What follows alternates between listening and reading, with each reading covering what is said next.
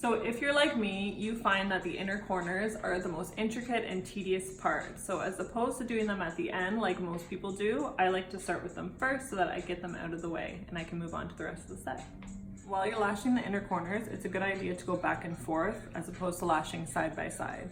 If you're lashing side by side, chances are something hasn't fully cured yet, so things will be stuck together.